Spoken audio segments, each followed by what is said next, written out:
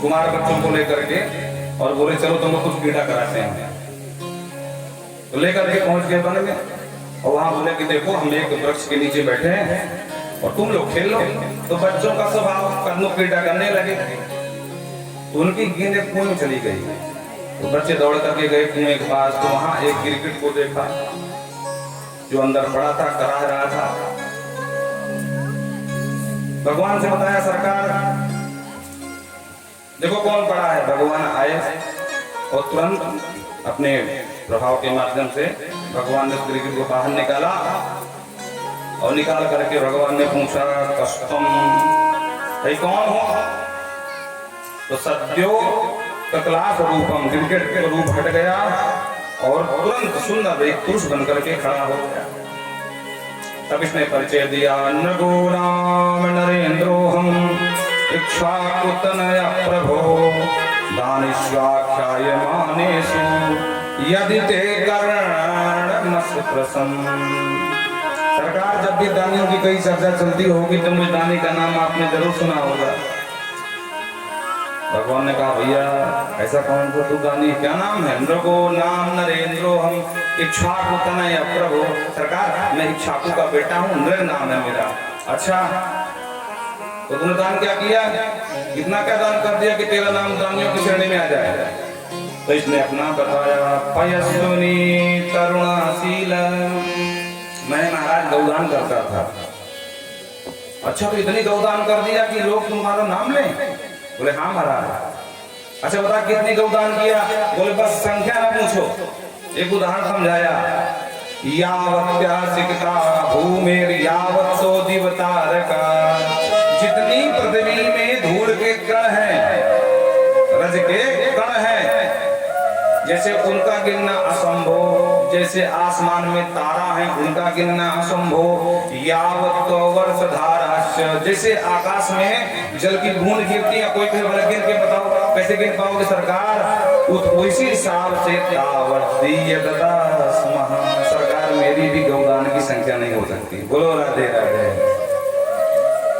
भगवान ने कहा अगर तूने गौदान दिया है, गौदान बड़ा शुभ दान होता है, तो गिरगिट कैसे बन गया भाई? ये पूरी राम कहानी क्या है? कहीं ना कहीं तेरे धर्म दोष तो नहीं था? तब इसने कहा न्यायार्जिता नहीं सरकार, न्याय से अर्जित धन और उसे गौ खरीदता था और गौ ब्राह्मण को दान करता था। अच्छा तो मर कहीं दिया होगा? बोले ना सील रूपा वो सीधी कर दिया।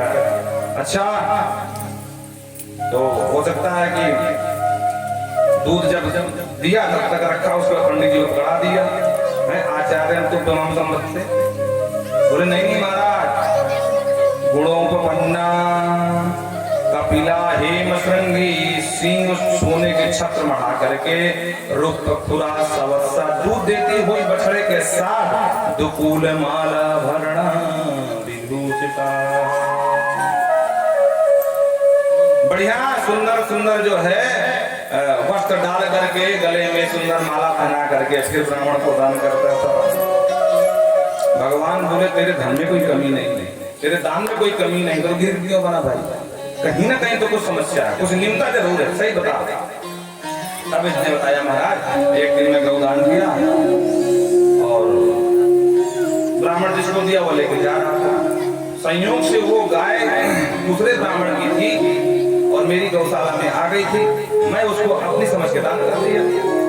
जिसकी गाय थी महाराज वो ब्राह्मण ढूंढता हुआ आ रहा था। बोलो राधे राधे। और जिसको दिया वो लेके जा रहा था।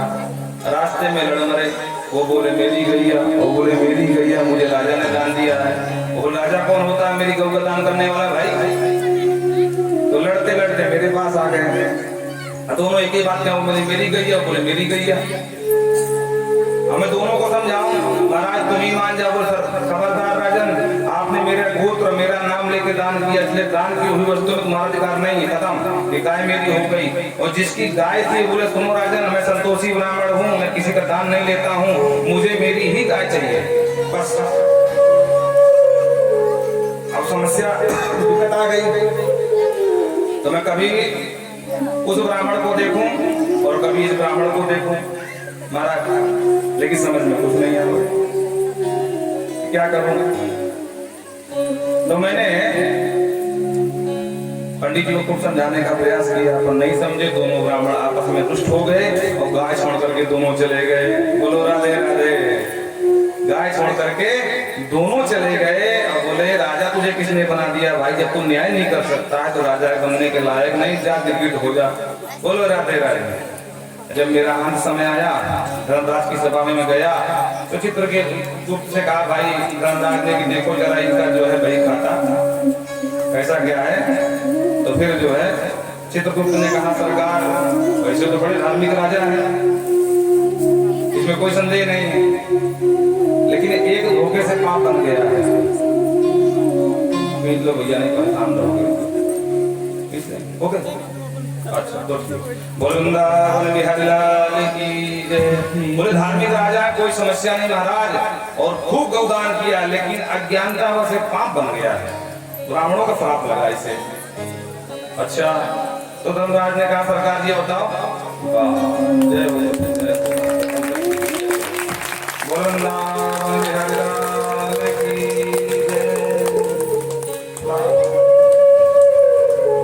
हमारे ऊपर लंबरदारों की बड़ी कृपा है। बोलो राधे राधे। जहाँ जहाँ वही लंबरदार, आगे जा रहे वहाँ भी लंबरदार है। जरूरी में 24 भाग होते हैं। वाह जय उन्होंने श्रीलंकर काले। भगवान करे आपका विद्यालय आगे इस तरह उत्तरोत्तर बढ़ता रहे।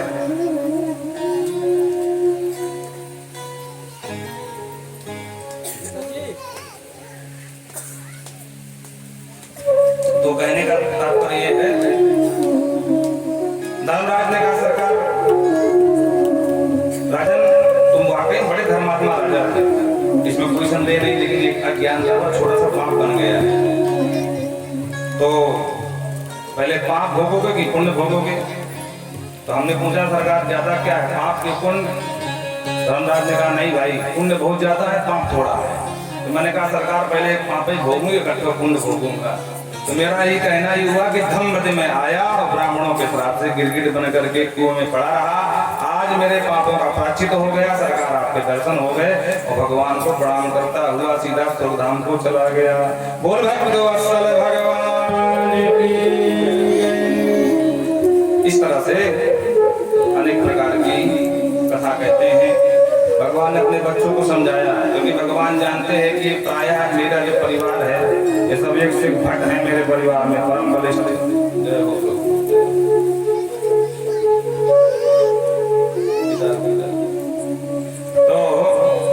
ये उच्छृंखल हो रहे हैं, तो बच्चों को समझा रहे हैं कि देखो इसकी राम कहानी सुनी, धोखे से ब्राह्मण के धन को हाथ लगा दिया तो अंत में गिरगिट बन के प्रायश्चित करना पड़ा। और बेटा जो जानबूझ करके ब्राह्मण के धन को हाथ लगाता है तो कुंभी पाके सुपंचन्ते ब्रह्मदाया धारणा, कुंभी पाके नरक में जाना पड़ता है, और वहां सदत्ताम परदत्ताम वा ब्रह्म वृत्ति हरे चयः षष्टि वर्ष सहस्राणि विष्टायाम जायते क्रमिः। विष्टा का कीड़ा बन करके 60,000 वर्ष तक भोगता है, तब जाकर के पापों का प्रक्षालन हो पाता है। इसलिए सुदत्ताम परदत्ताम वा, तुम्हारा खुद का दिया हुआ धन हो ब्राह्मण के पास या ब्राह्मण को कोई और दिया हो, फिर भी उसके धन का अपहरण नहीं करना चाहिए। बोलो राधे राधे। क्यों? क्योंकि भगवान कहते हैं बेटा बच्चों से, बच्चों नाहम हलाहलम मन्ने विषम यस्य प्रतिक्रिया ब्रह्मस्व ही विषम प्रोक्तम नास प्रति विधिर भुवि। कोई हलाहल विष पी ले मैं उसको बचा सकता हूँ, कोई अग्नि में कूद जाए मैं उसको अग्नि से बाहर सुरक्षित बचा सकता हूँ प्रहलाद की तरह, लेकिन ब्रह्मस्व ही विषम प्रोक्तम, ब्राह्मण अगर कुपित हो जाए तो ब्राह्मण के विष से बचाने वाला मैं भी सामर्थ्य नहीं हूँ। बोलो राधे राधे। भगवान जानते हैं कि आगे चल के ब्राह्मणों के श्राप से ही मेरे कुल वंश का संहार होना, तो बाद में हुआ यही। दुर्वासा ने श्राप दिया, सब काल के गाली में समा गए भगवान को छोड़ करके। किसी ने पूछा अगर ब्राह्मण कुपित हो जाए, ब्राह्मण मारने लगे तो क्या करें? बोले घ्यंतम वौस पंतम व नमस्कृत निकुटसः। घ्यंतम ब्राह्मण मारना भी लगे, यहाँ तक कि साप देने लगे, तब भी नमस्कृत उसको नमस्कार ही करना चाहिए, उससे झुकने में ही भलाई है। बोलो राधे राधे। कैसे? यथा हम प्रणवे तत्र, जैसे हम ब्राह्मणों को सदा प्रणाम करते हैं वैसे तुम सबको ब्राह्मण को प्रणाम ही करना है।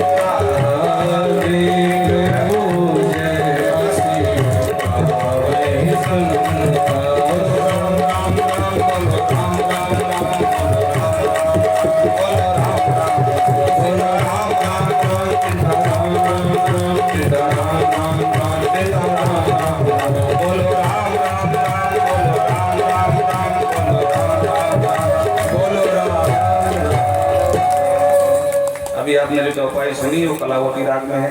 वृंदावन बिहारी लाल की इस प्रकार से भगवान अब आ गई महाराज मधु माधव का महीना, मधु मन चैत्र माधव मन वैशाख 2 महीना।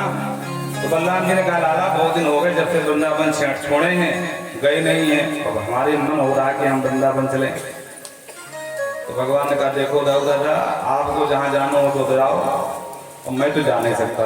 क्यों? क्योंकि मेरे ऊपर अभी ये सुरक्षा का भार है, मेरे शत्रु बाहर खुला घूम रहे हैं। तो ठीक है लाला मैं जा रहा हूँ। हाँ ठीक है आप जाओ।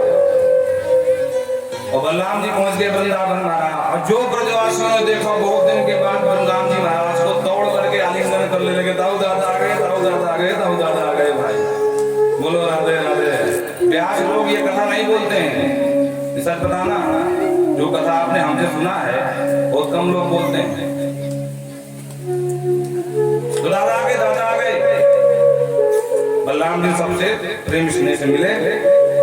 एक दिन जमुना जी के रेती पर अपने सखाओं को दांव पे सिखा रहे थे। ध्यान रखना बलराम जी महाराज जो गदा के बहुत अच्छे अभ्यासी थे। दुर्योधन के गुरु थे गदा सिखाने में, और भीम के भी यही गुरु हैं। तो गदा अभ्यास करवा रहे थे महाराज, और करते करते धूप हो गई। तो सारे ब्रजवासी बोले बलराम जी महाराज बहुत तेज गर्मी लगी, प्यास भी लगी, पसीना पसीना है रहे, धूप इतनी हो गई कि अब जमुना जी तक पहुंचने का मन नहीं है। बलराम जी बोले कहो बात नहीं, जमुना को हम आदेश देते यहीं आके स्नान करवाएगी। बोलो राधे राधे। तो जमुना का ये जमुने जल्दी आओ मेरे ब्रजवासी को स्नान कराओ।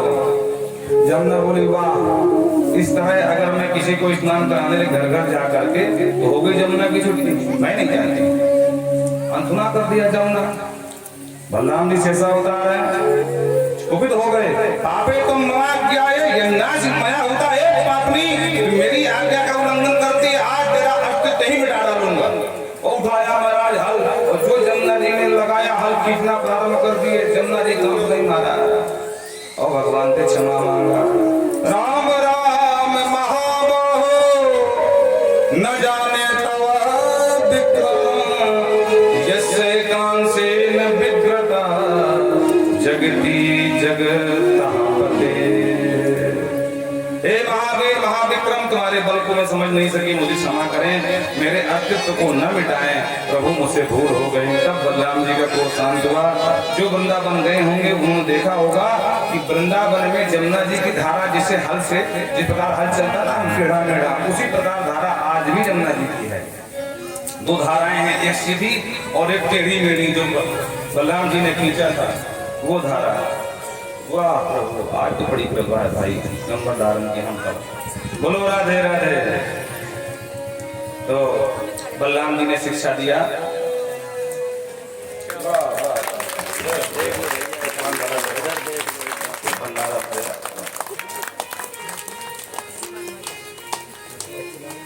अरे बिल्कुल अच्छी आएगा, नहीं तो कैमरा वाले बुला दें, चिंता ना करो। हाँ वृंदावन बिहारी लाल की।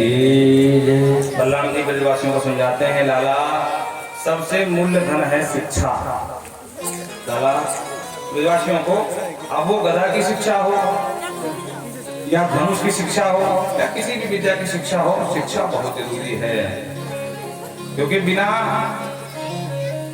ज्ञान के व्यक्ति पशु के समान हो जाता है। बोलो राधे राधे। इसलिए शिक्षा बहुत जरूरी है। अपने ब्रजवासियों को शिक्षा गदा की शिक्षा देते हैं। अब देखो जब हम छोटे थे, आप सब जानते हैं कि हमारे गांव में शिक्षा का स्तर कितना अच्छा था, कुछ कहने की आवश्यकता नहीं है। सरकारी विद्यालय आप जानते हैं महाराज, मातरा में भला करें उनका। हम किसी की जो नहीं बोल रहे हैं, लेकिन सही क्योंकि हमने देखा है, प्रत्यक्षम की प्रमाणम, हमने सरकारी विद्यालय की स्थिति देखी है। उसके बाद धीरे धीरे प्राइवेट खुलने लगे और हमारे क्षेत्र में मात्र एक विद्यालय था, बतौली पीटर कॉलेज, दूसरा कोई था नहीं। हम लोग पैदल महाराज 5 किलोमीटर पैदल जाया करते थे।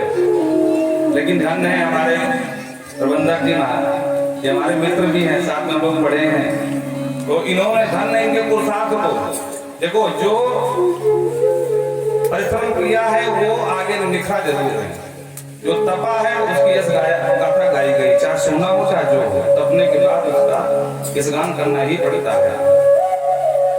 और ऐसी व्यवस्था नहीं तो हमारे यहाँ के बच्चे तो पढ़ जाते थे, पर जो बिटिया कन्याएं हैं वो वंचित रह जाती थी। पर आपने विद्यालय खोल करके और आपने कम से कम इस गांव की बच्चियों को तो नया जीवन दे दिया, ये कम बात नहीं है। लेकिन आपस में इस प्रकार के चक्कर में फालतू में जो है हम लोग जो है समझ नहीं पाते हैं, बड़ी अच्छी मेहनत भी कर रहे हैं। और दूसरी बात यह है कि मान लो पढ़ लिख करके कोई बिटिया सरकारी नौकरी में नहीं भी गई या लड़का नहीं भी गया, तो कम से कम एक जवाबदार नागरिक तो समाज को मिल जाएगा भाई। बोलो राधे राधे।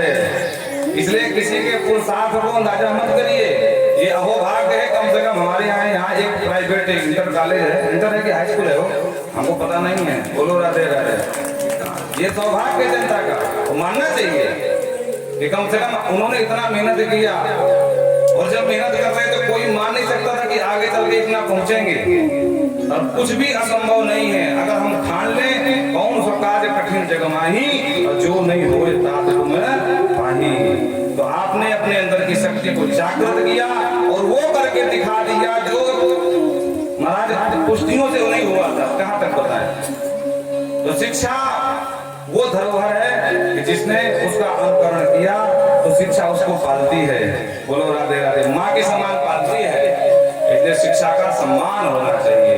और हम सबसे कहेंगे कि आप सभी बच्चियों को बाहर भेजना। वैसे भी आजकल के जो वातावरण बड़ा दूषित है।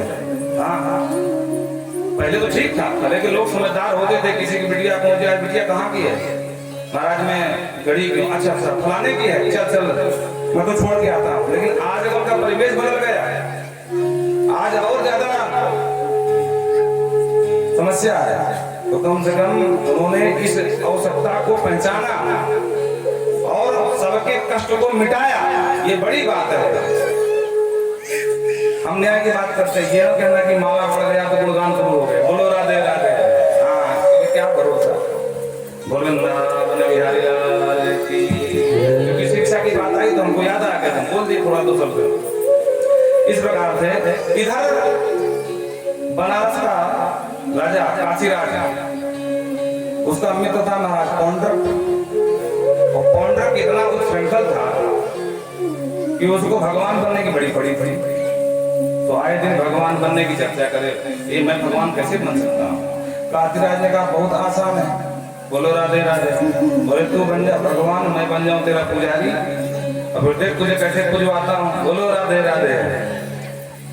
आजकल भगवान बनना, सिद्ध बनना बहुत सरल है। मीडिया संभाल लो, कोई अच्छे राजनेता से संबंध हो जाए और धनात्मक से संबंध हो जाए, ताकि वैभव दिखे। महाराज जी की महाराज फॉर्च्यूनर हो, वो 4 चेले चपाटी आगे पीछे चलते हो, कुछ शिष्यों की लंबी कतार लगी हो, मीडिया फटाफट छोटी छोटी क्लिप निकाल करके सोशल मीडिया में डालती हो।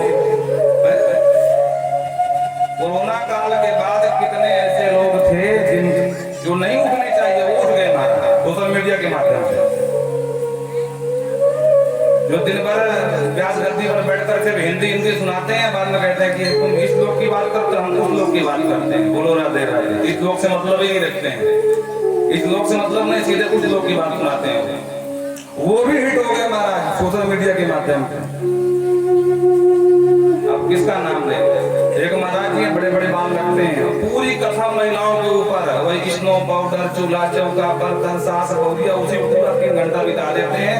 और अच्छा नाम है वृंदावन के, नाम नहीं लेना उचित नहीं है। बोलो राधे राधे। और जितना महिलाएं नहीं करती उसे श्रृंगार करके बैठते हैं महाराज, सीधे ब्यूटी पार्लर से निकल के बाहर मंच में आते हैं। बोलो वृंदावन बिहारी लाल की।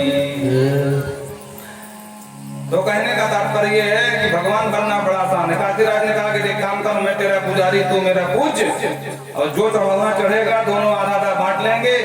उसके लिए क्या करना होगा? बोले कुछ तो मेहनत करनी पड़ेगी भाई। क्या करनी पड़ेगी? बोले भगवान के 4 हाथ है, 2 हाथ में लगा ले, डुप्लीकेट ही लगा ले, और 2 हाथ लगा ले, ठीक। और उनके पास गरुड़ है तो डुप्लीकेट ही गरुड़ बना ले ऑटोमेटिक सिस्टम से। और जिस समय मैं समय बताऊं उस समय तू भी उड़ करके आना, मैं घोषणा कर दूं नए भगवान का अवतार हो गया। बोलो राधे राधे। तो जनता तेरी जय जयकार करने लगेगी, ठीक है। और इसने डुप्लीकेट गरुड़ बना लिया, डुप्लीकेट हाथ लगा लिया, और बताए हुए समय से अब इसने घोषणा कर दिया, सुनो सुनो भाई, आज एक नए भगवान का प्रादुर्भाव होना है। अच्छा, अब जनता का स्वभाव जानते हो, खाली ये कहते हो कि कोई जादूगर आया है, तो सब धीरे धीरे वहां जाके इकट्ठा हो जाएंगे। तो पूरी जनता महाराज वहीं पहुंच गई। आइए जैसे उड़कर महाराज आया पांडरक, अब इनकी छोटी खटी बात थी, तो जो खटका दबाया वो खटपट खटपट उड़ता वो गरुड़ से आया महाराज। तो जनता बहुत चक्की हो गई कि साक्षात द्वारकाधीश आ गए क्या? काशीराज बोला द्वारकाधीश नहीं है। तो बोले कौन है? बोले नए भगवान का अवतार हुआ पांडरक। जनता बहुत चक्की रह गई, वाह भैया नए भगवान? बोले हाँ। और काशीराज जब नीचे आया जनता देखकर बाउरी हो गई। काशीराज ने कहा बोल पांडरक भगवान की। देख भारत की जनता किसी की जय बोलवा लो तुरंत बोल देगी। जनता को क्या है? भेड़ की चाल है महाराज, एक भेड़ गिरी धम तो सब गिरी धमा धम धमा धम धमा। बोलो राधे राधे। एक गुरुजी थे, बड़े सीधे थे बेचारे, तो एक अहिर को चेला बना लिया। कुछ दिन बाद लौट करके आए तो रात्रि में ठहर गए थे, तो गुरुजी की सेवा किया। गुरुजी को सुना तो गुरुजी शुरू कर दिया राम चर्चा। अरे गुरुजी क्या घिसी पिटी है, राम राम राम राम। अरे और कुछ कोई ऊंची बात बताओ। तो गुरुजी फिर पुराणों की चर्चा करने लगे। अरे गुरुजी ये पुराण और कोई ऊंची बात बताओ। अच्छा, तो गुरुजी को लगा कि भाई चेला मेरा पहुंचा हुआ, ये वेदांत तो समझ सकता, अध्यात्म समझ सकता। तो गुरुजी गीता में चले गए, गीता सुनाने लगे। 1 घंटा प्रवचन दिया और गीता में कहे सर्व उपनिषदों गावो गोपाल दुग्धा गोपाल नंदना। ये भैया ये जितने उपनिषद हैं ये सब गौ माता के समान है, अर्जुन बछड़ा के समान है, और हम सब वही अर्जुन के माध्यम से ये सारा अमृत रूपी जो ज्ञान रूपी दुग्ध है हमको आपको मिल रहा है। इसका भाव ये होता है दुग्धा गोपाल नंदना। समझ में आ गया? हाँ गुरुजी बिल्कुल आए, आप कम समझाते मैं ज्यादा समझता हूँ। बोलो, ऐसे भी चेला समाज में होते हैं, गुरुजी से ज्यादा समझ जाते हैं। गुरुजी कम समझा मुझे समझने वाले ज्यादा है। तो बोले कि अच्छा समझ गए? बोले बिल्कुल पक्का समझ गया। अच्छा अच्छा, कहीं संशय हो पूछ लो। बोले नहीं संशय नहीं, फिर पूछ लो। अब गुरुजी को लगा कि चेला अच्छा विद्वान है मेरा, तो कम से कम कुछ तो पूछ ले तो और सुना दो। अब गुरुजी भी कम नहीं, चेला भी कम नहीं। चेले ने कहा गुरुजी और तो सब कुछ मैं समझ गया, पर आप बार बार दो गधा कह रहे थे, वो 2 गधा कौन से हैं? गुरुजी माथा पीटे, बोले बेटा एक तू और एक मैं। बोलो राधे राधे।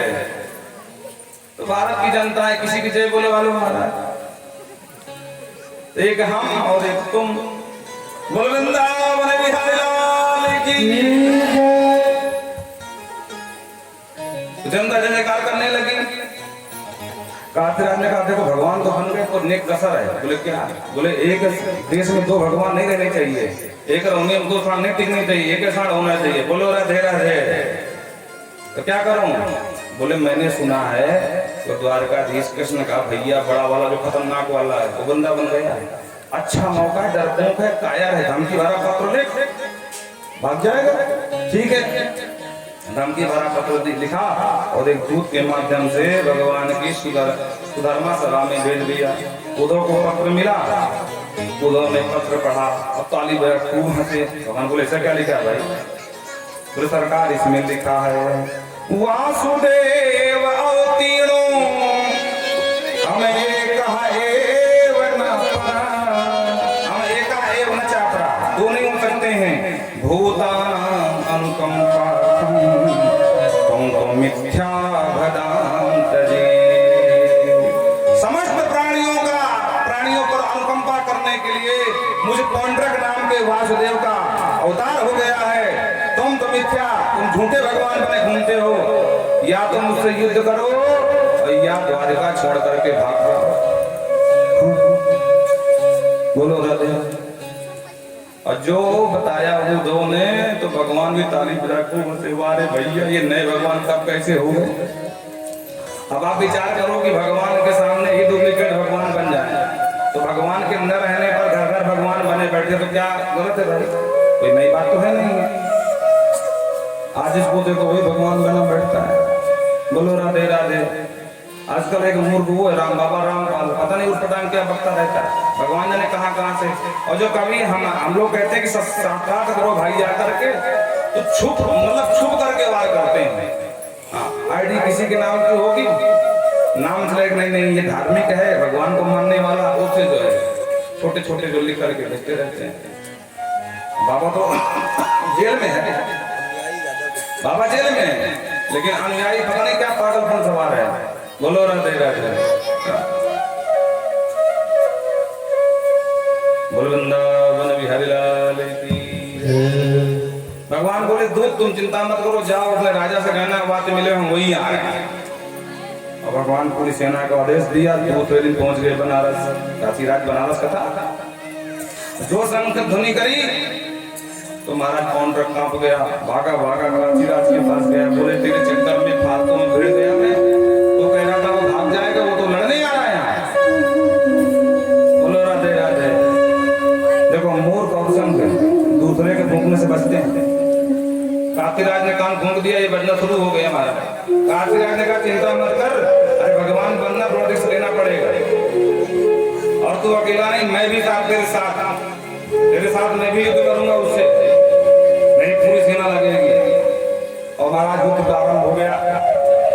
सबसे पहले भगवान ने पौंड्रक का वध किया, पौंड्रक के बाद काशीराज का वध किया।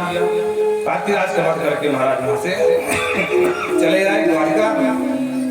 काशीराज का बेटा सुदक्षिण अभिचार यज्ञ के माध्यम से कृत्या, बोलो राधे राधे, जिसको मूठ कहते हैं आज की भाषा में, कृत्या प्रकट कर ली और उससे कहा जाओ द्वारिका को जला के भस्म कर दो। कृत्या रात में गई द्वारिका में, एकदम भस्म करने लगी, अपने मुंह से अग्नि छोड़ने लगी। सारे द्वारिकावासी घबराए, भगवान के शरण में आए। भगवान ने सुदर्शन को छोड़ा, बोले जाओ कृत्या को भस्म करो और अब सुदर्शन की काशी को छोड़ना मत। तो वहां से महाराज सुदर्शन से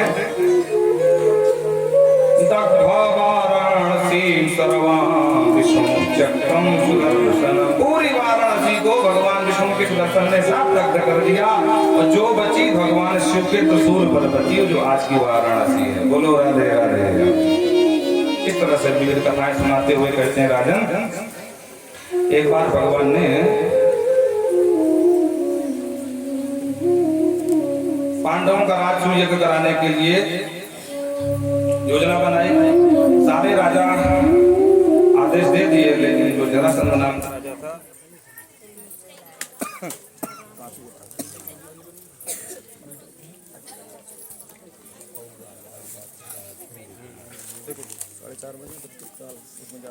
राजाओं ने आदेश दिया पर जरासंध ने आदेश नहीं दिया। भगवान ने पूछा कि आदेश मिल गया राजसूय। देखो राजसूय यज्ञ कौन कर सकता है? जो सभी राजाओं से जीता, मतलब बलिष्ठ हो। सभी राजा एक सुर में दे दे समर्थन कि हाँ तुम कर सकते हो। अगर कोई भी समर्थन नहीं किया तो वो राजसूय यज्ञ का अधिकारी नहीं है। जैसे हमारे यहाँ बीटो का पावर है, तो देशों के हाथ में बीटो है। अगर सब लोग बीटो, मतलब कोई एक बीटो लगा दे तो कोई नया संविधान नहीं लागू हो सकता किसी देश के ऊपर। बोलो राधे राधे। इसीलिए हमारे खिलाफ ये चीन हमेशा लगा देता है, इसलिए हम एक विशेष उपलब्धि से वंचित हैं। पर देखो नहीं बीटो को और हमको भी मिल जाए। बोलो राधे राधे। फिर बीटो मतलब क्या होता है? किसी देश में घुस के मारो थे। पाकिस्तान के आतंकवादी हो तो वहीं घुस के मारो, कोई बोलने वाला नहीं है। छुप के नहीं जाना पड़ेगा, सीधे खुल्लम खुल्ला युद्ध करो। ये है बीटो पावर। तो जरासंध ने अनुमति नहीं दी। भगवान ने कहा कोई बात नहीं, चलो जरासंध के दरबार में। जरासंध ब्राह्मण भक्त बहुत था, बड़ा दानी था महाराज। नित्य प्रति ब्राह्मणों को दान करता था। तो ब्राह्मण भेष बना करके अर्जुन भीम और भगवान तीनों पहुंच गए, ब्राह्मणों की पंक्ति में खड़े हो गए। और जब जरासंध लेकर के इनके पास आया, पूछा क्या चाहिए महाराज? तो भगवान ही बोले, युद्धम देहि राजेंद्र दंडसो यदि मन्नसे। वो राजन, हमको युद्ध की भिक्षा दान कर दो। जरासंध चौंका। जरासंध ने कहा, ब्राह्मण तुम हो कौन? क्या मांग रहे हो? क्या कर रहे हो भाई?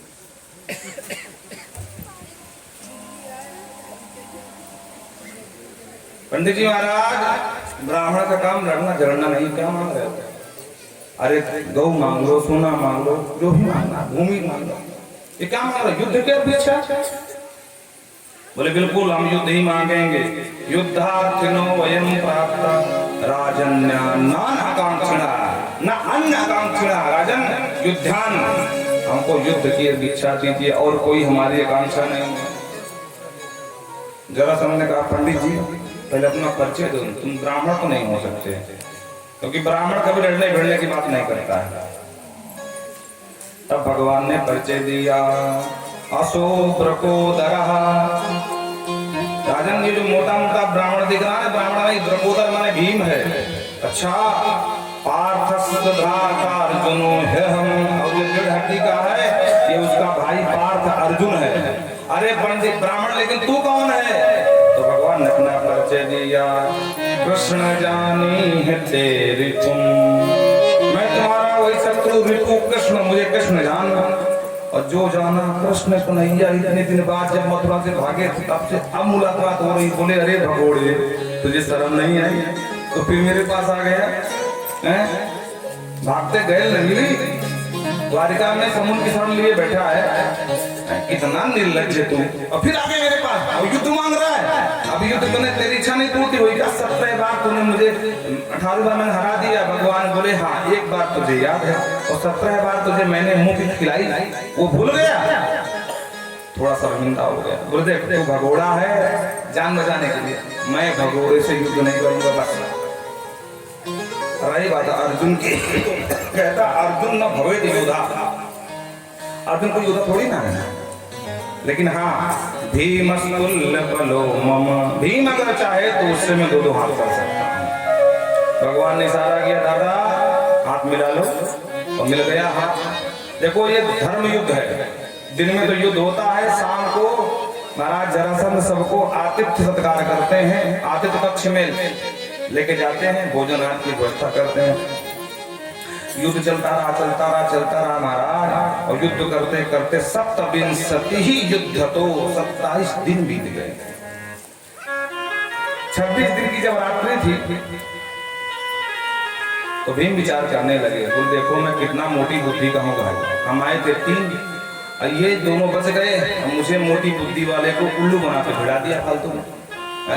ये मलाई काट रहे हैं, अब मुक्के हम पा रहे हैं महाराज। अगर ये युद्ध ऐसे चलता रहा तो 2 ही वापस जाएंगे, मैं वापस जाने वाला नहीं। भगवान सो रहे थे, तो धीरे से गया और भगवान का पीताम्बर सरकाया, भगवान के बैठ गए। भीम दादा तुम क्या हुआ? अभी सब सोए नहीं, नींद नहीं आ रही? बोल नींद कैसे आएगी, आप लोग तो बड़े माल काटो, आराम से मस्त मार कराता तांड पड़ता, सो। बोले तुम दोनों मेरे को बहुत छल की हो, मतलब मोटी बुद्धि वाले भिड़ा दिया, तुम दोनों बच गए, हमारा ही मार रहे हो। भगवान मुस्कुराए, भीम दादा क्या हुआ, घबरा गए? तो बोले घबरा नहीं, और क्या, अगर ये युद्ध नहीं समाप्त हुआ तो कल की मेरी कोई गारंटी नहीं है। अब मुझ में क्षमता नहीं है कि मैं युद्ध कर सकूं, कल अवश्य मैं मारा जाऊंगा। भगवान ने कहा दादा अभी तक तुम अपने बल से लड़ते रहे हो, अब जरा कल मेरे बल से लड़ना। युद्ध के समय कभी कभी मुझे भी देख लिया करो, अब तुम युद्ध में भिड़ गए तो भिड़ गए। और भगवान ने जो वरदान से फेरा और हाथ ऊपर नीचे गया, धीरे धीरे देखते देखते सारी वेदना पीड़ा समाप्त हो गई। ए भैया कन्हैया तेरे हाथ में जादू, भैया तूने कौन सा जादू कर दिया, पूरा दर्द खत्म होगा ना। तो भी कल देखते हुए, हाँ बिल्कुल आजा, कल आजा जरासंध। और दूसरे दिन का युद्ध प्रारंभ हुआ। युद्ध करते करते एक दांव लगाया, नीचे गिराया, भगवान को देखा, भगवान ने चिमटा उठाया, फाड़ करके फेंक दिया, तो इसने भी नीचे पैर में पैर लगा करके फाड़ करके और महाशाखा मिव महागजा, जैसे विशाल हाथी विशाल वृक्ष की शाखाओं को भिन्न भिन्न कर देता है, उसी प्रकार इसको फाड़ करके दो भागों में फेंक दिया। और जय घोष करते हुए भीम आगे बढ़े भगवान की तरफ। लेकिन वस्तुतः ये दो भागों से ही जन्म हुआ था इसका, तो ये मरा नहीं, फिर जिंदा हो गया। पीछे से आवाज आई, सावधान भीम। अब भीम को लगा कि भैया ये आवाज कुछ सुनी सुनी नजर आ रही है, ये आवाज जरासंध की, पर ये मर गया, लगता उसका भय मेरे आंखों में अभी व्याप्त है। फिर दोबारा आवाज, ये भीमसेन सावधान, मुझे कोई नहीं मार सकता। तो घूम के देखो तो भीमसेन सूख गए। अरे राम राम, बड़े मुश्किल से दुष्ट को मार पाया तो फिर जिंदा हो गया, अब कैसे मरेगा। आशा की दृष्टि से भगवान को देखा, भगवान इशारा किए, कुछ गड़बड़ हुआ दादा, चिंता मत करो, तुम भिड़ो, अभी हम तुमको सोच के बताते हैं। भगवान ने ध्यान लगा के देखा तो सारा राज समझ में आ गया। ओहो, ये दो भागों में ही जन्म हुआ था और जरा नाम की राक्षस जोड़ा गया था, तो जरासंध, संधि मत जोड़ना, नाम जरासंध पड़ गया, इसीलिए जिंदा हो जाता है। युद्ध करते करते भगवान ने जो कहा पटक, तो तुरंत उठा करके पटक दिया, धोबिया बचा जिसे बोलते, बोलो राधे राधे। जो नीचे आया भगवान ने तुरंत इनका उठाया, फाड़ा उसी तरह है और फेंका विपरीत दिशाओं में। भीम दादा समझ गए और इस बार भगवान के कहने के बाद भीमसेन ने फाड़ करके दोनों को अलग अलग दिशाओं में फेंक दिया। इस तरह से जरासंध का अंत हो गया। बोलो भगवान की जय। और 20,800 राजा इसके यहाँ बंदी थे, उनको जाकर के मुक्त कराया। जब राजा मुक्त हुए तो मानो उनको नया जीवन मिल गया हो। अश्रुपात करते हुए जर्जर नेत्र बह रहे हैं, भगवान से स्तुति गाया है। ये भागवत का श्लोक संकट मोचन के नाम से जाना जाता है। आपके जीवन में कितना घोर संग्राम हो या समस्या आ गई हो, तो आप अगर इस श्लोक का सोते समय रोज पाठ करके सोते हैं या प्रातः जगने के बाद एक बार पाठ करते हैं, तो आपके जीवन में कोई समस्या जल्दी से नहीं आएगी। देवता कहते हैं, राजा कहते हैं, कृष्णाय वासुदेवाय हरे परमात्मने प्रणतक्लेशनाशाय गोविंदाय नमः। हे प्रभु, हमने तो अपने जीवन की आशा ही छोड़ दी थी, हम तो अपने आप को मरा ही मान लिए थे, क्योंकि ये मूर्ख जिसको बंदी बनाता है उस राजा को जिंदा कभी नहीं छोड़ता है। हम लोगों के लिए फांसी का उद्घोष कर दिया था कि सुनो सुनो, आने वाले पंचमी को इन दोनों को सबको फांसी दी जाएगी। पर कृष्णाय वासुदेवाय हरे परमात्मने, हे कृष्ण, हे वासुदेव, हे हरि, हे परमात्मा प्रभु, प्रणतक्लेशनाशाय। मृत्यु के मुख में गए हुए हम राजाओं का आपने क्लेश नाश किया है, गोविंदाय नमः। बोल गोविंद भगवान की जय। इस प्रकार से महाराज राजसूय यज्ञ में अग्र पूजा की समस्या खड़ी हो गई, तो भीष्म ने कहा कि देखो, सबसे अगर कोई उपयुक्त है तो द्वारकाधीश। शिशुपाल वहीं बैठा था। शिशुपाल बोले, भीम बुढ़ा हो गया है, उसकी मति मारी गई है। अगर पूजा का अधिकारी है, बर्मन भटकने वाला ग्वाला कैसे हो सकता है भाई?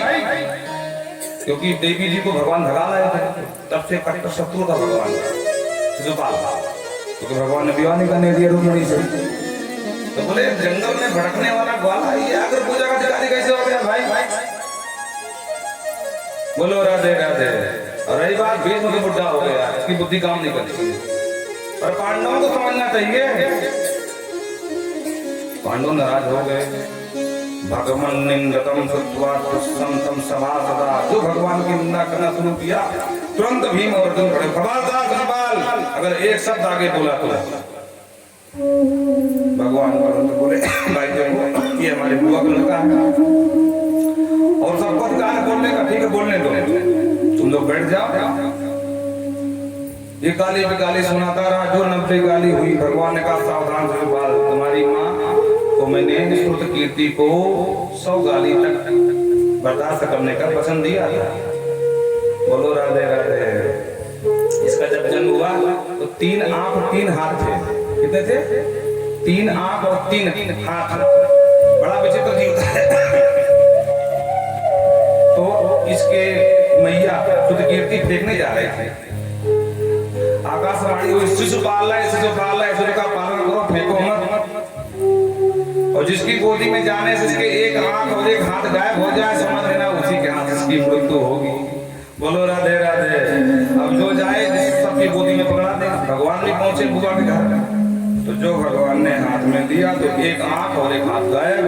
तो बुआ चरणों में गिर गई, कन्हैया तेरे हाथ से मरेगा मेरा बेटा, मानना मत, कुछ भी हो जाए। बुआ 100 गाली बर्दाश्त करूंगा, तो 100 के बाद तो मैं भी नहीं कर पाऊंगा। ठीक है बेटा, 100 तक तो दे ही नहीं सकता है तुमको, तुम्हारा भाई है। बोलो राधे राधे। पर तुलसी जैसी भव तपता तैसी मिलई सहाय, आप नावे ताहि पर ताहि तहां लई जाए।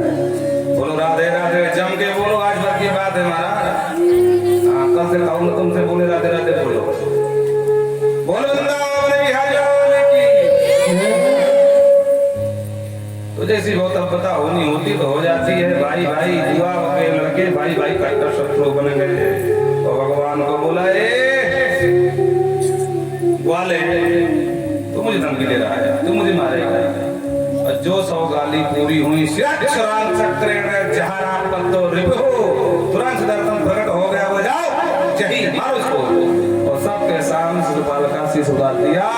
सारे सभा में एकदम शांति हो गई महाराज, फिर कोई नहीं खड़ा हुआ। बोलो राधे राधे। जैसे सीता मैया के स्वयंवर में सारे देवता कह रहे हैं, अरे इनको बांध लो, दोनों को बंदी बनाओ, राम लक्ष्मण को।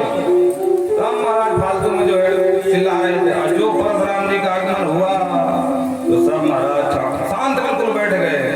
तो जब तक शिशुपाल मरा नहीं, सब बोले हाँ सही बात है, शिशुपाल बोलेगा, तुम क्या करोगे?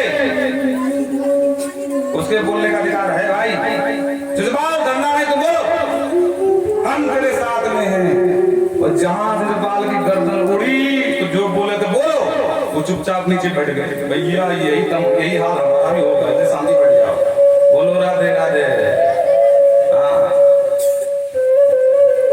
अगर समाज में न्याय लाना है तो सबसे पहले आतंकवादी को मिटा दो। और एक आतंकवादी मारोगे तो 10 जो अपने आप शांति में बैठ जाएंगे। बाबा ने यही किया। जब बीजेपी की सरकार आई तो बाबा योगी ने कह दिया कि सुनो, 2 रास्ते हैं और शायद उन दोनों रास्तों में कोई नहीं जाना चाहेगा, एक जेल के अंदर का, एक सीधे नरक के। या बोलो राधे राधे। क्योंकि भाई पापी लोग हैं, नरक में जाएंगे, ऊपर जाने वाले हैं नहीं। हाँ, और जहां उन्होंने 2-4 को निपटाया, सब जितने थे सब महाराज तुरंत कोई ना कोई छोटे मोटे केस में सीधा अंदर जाने लगे। बोले भैया बेल ना करानी। स्थिति ये बन गई कि महाराज बड़े बड़े अपने को सूरवीर लगाते थे, वो गाड़ी में चढ़ने को तैयार नहीं, क्योंकि गाड़ी कब पलट जाए बाबा की पता ही नहीं है। बोलो राधे राधे। तो भगवान ने जो शिशुपाल का वध किया, सारे जितने उच्छृंखल राजा बैठे थे सब शांति बैठ गए। भगवान की आगे पूजा हुई। भीमो महासनाध्यक्षो, भीम बाबा, भीम महाराज वो खबर दे तो उनको बना दिया भंडारी, क्योंकि जो ज्यादा अच्छा खाएगा वही खिला पाएगा। बोलो राधे राधे। धनाध्यक्षा सुयोधन, और दुर्योधन को बनाया धनाध्यक्ष। धन का काम तुम संभालना भाई दुर्योधन। क्यों? क्योंकि ये शत्रु है, द्वेष मानता है तो खूब लुटाएगा। पूजा पाठ में, धार्मिक आयोजन में जितना धन चला जाए उतने यश बढ़ता, उतने पुण्य मिलता है। इसलिए दुर्योधन को ही धन का अध्यक्ष बना दिया। सादेव पूजायाम, सादेव सभी पूजा कर रहे हैं। नकुलो द्रव्य साधन है, और नकुल का काम है द्रव्य का साधन करना, कहाँ से पैसा किससे लाना है वो उनका काम है। भगवान बोले भाई हमको भी कोई काम दे दो। पांडव ना सरकार, आप क्या काम करोगे? भगवान बोले बिल्कुल करूंगा। क्या करोगे? तो बोले कृष्ण पादा वजे वने जने। भगवान बोले जो संत ब्राह्मण आएंगे, ब्राह्मण भोजन पाने, हम उनके चरण धुलेंगे। बोलो राधे राधे। और करने दाने महादना, लिफाफा कौन देगा ब्राह्मणन को? बोले करने दाने महादानी कर्ण लिफाफा पकड़ाएगा, क्योंकि ये महादानी है। ये जब अपना सब कुछ लुटा सकता है, तो जब इसके हाथ में सत्ता आएगी तो खूब लुटाएगा, और जितना लुटाएगा उतने आशीर्वाद मिलेगा, उतने पांडवों का ऐश्वर्य बढ़ेगा। प्रेम से बोलो राधे। बाबा सुखदेव कहते हैं राजन, इसी यज्ञ के उपलक्ष्य में जब दुर्योधन आए तो विश्वकर्मा ने ऐसे भवन का निर्माण किया था, जले चा स्थलंवत भ्रांता मैं माया विमोहिता। मैं माया नाम के विश्वकर्मा ने, जल में स्थल की भ्रांति होती थी, स्थल में जल की भ्रांति होती थी, स्थल समझ करके तालाब में घुस गए दुर्योधन, और इतने में ऊपर से द्रौपदी ने देख लिया। द्रौपदी बोले देवर जी क्या बात है, पिताजी के गुण आ गए क्या? है अंधे का बेटा अंधा। और यही महाभारत का बीज पड़ गया, जब आगे चल करके महान नरसंहार के नाम से जाना गया। बोलो राधे राधे। विविध कथा सुनाते हुए कहते हैं राजन, आप क्या सुनना चाहते हो? सुखदेव बाबा कहते हैं राजन, आज 7वां दिन है, जो कुछ सुनना फटाफट सुन लो, क्योंकि सूर्यास्त के बाद कथा बंद कर देंगे और हमारी विदाई हो जाएगी। बोलो राधे राधे। सब परीक्षक की याद आया, अरे भाई आज 7वां दिन है। हाँ सरकार, ये 7 दिन कैसे निकल गए हमको पता ही नहीं चला। अच्छा आप लोग बताना, आपको पता चला 7 दिन कैसे निकल गए? और जब यहाँ से पूरा तामझाम हट जाएगा तब आपको समझ में आएगा, अच्छा ही नहीं लगेगा तो ठीक नहीं। हाँ परिचित का सरकार, आपने हमेशा भगवान को दीन बंधु दया सिंधु करके पुकारा है, तो क्या किसी दीनहीन को भगवान ने कभी अपनाया है? तब सुदामा जी की याद आ गई। बोलो राधे राधे। आइए सुदामा चरित्र में चलते हैं।